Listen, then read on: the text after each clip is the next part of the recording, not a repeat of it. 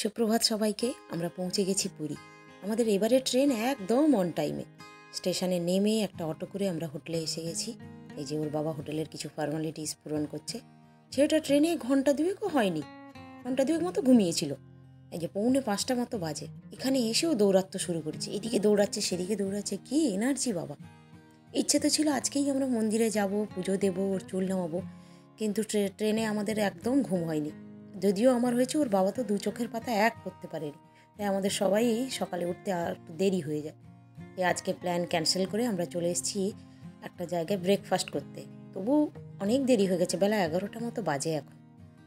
Just দুজনে এক cup করে চা খেলাম আর একটা করে বাটার টোস্ট নিলাম, কারণ একটু পরেই তো লাঞ্চ করব। আর ছেলেটা একটা স্যান্ডউইচ খেলো, কিন্তু তাও পুরোটা খেতে পারলো না। ওর বাবা মনে হয় বিল ফিল মেটাচ্ছে না, ওকে নিয়ে নিচে যাই, হাত ধরে নামাই, যা সিঁড়ি খাড়া, পড়ে গেলে আর শেষ, মাথা পাতা ফেটে একদম। এই যে রিসেপশনে সেরে 2টো গাড়ি ছিল, ও বেশ মজা করছে। ঘুরতে এসে ও দারুণ এনজয় করছে, জীবনে প্রথমবার ঘুরতে বেরোলো। আর ওর প্রথম ঘোরা হলো জগন্নাথ দেবকে দিয়ে।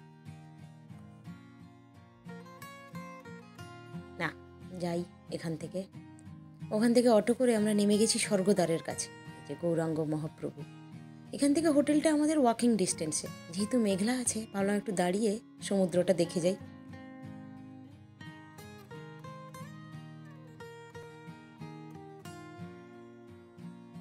দোকানে জিনিস দেখছে, এটা কিনে দাও, সেটা কিনে দাও। না, আমি একটু কাছ থেকে সমুদ্রের পাড়টাকে দেখি, এগোই। উফ, কত দোকান পাট বসেছে, হাজার হাজার।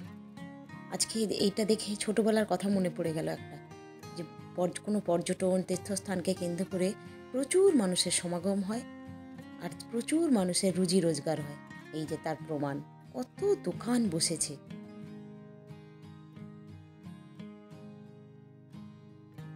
মানুষ কিনছেও জিনিস।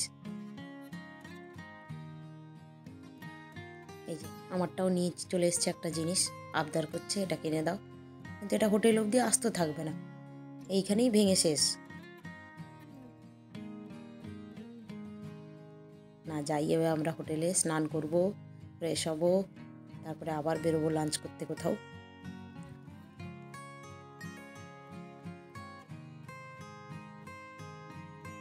এই যে আমরা স্নান টান সেরে চলে এসেছি লাঞ্চ করতে মিত্র ক্যাফেতে। এখানে অনেক কিছু আছে পুরীতে।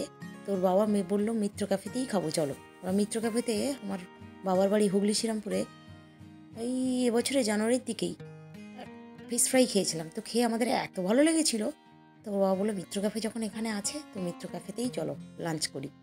চলে এসেছি ওই জন্য। বাহ, অ্যাম্বিয়েন্সটাও খুব দারুণ। এদের একটা হেরিটেজ ব্যাপার আছে। এই যে 2টো থালি নেওয়া হয়েছে, তাও শেষ করতে পারবো কিনা ঠিক নেই। আর একটা স্যালাড বলে দিয়েছি, একটা চিকেন থালি আর একটা ফিশ থালি, এক্সট্রা করে আর একটা ফিশ নিয়েছি।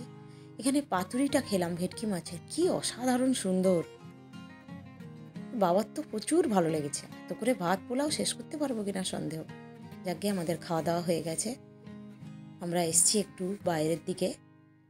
এবারে আমরা তাড়াহুড়োতে পুরী এসছি বলে সি বিচ ফেসিং একটাও হোটেল পেলাম না। আর এই ফুলটা দেখে একটু থমকে গেলাম। এই সেম ফুল আমার বাগানেও হয়ে আছে, শুধু একটু কালারের তফাৎ। বাহ, গোটাটা ফুলে কি সুন্দর সাজিয়ে রেখেছে। এটা একদম সমুদ্রের পাড়ে এই হোটেলটা, তারই নিচে আছে মিত্র ক্যাফে।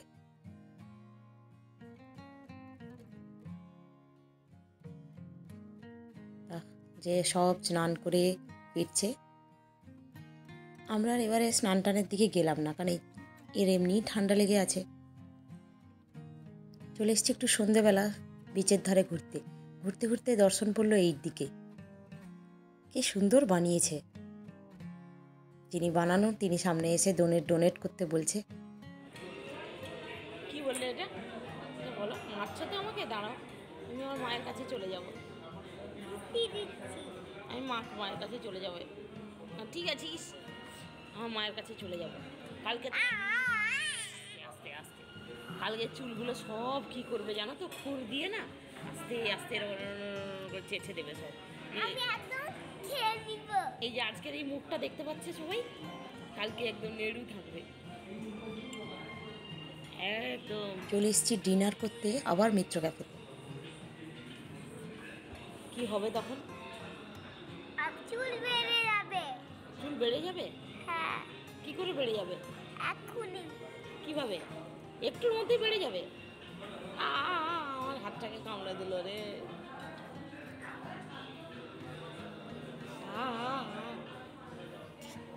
খাবার আসছে না বলে আমার হাতটাকেই খেয়ে যাচ্ছে। ছি ছি ছি ছি ছি। ইস,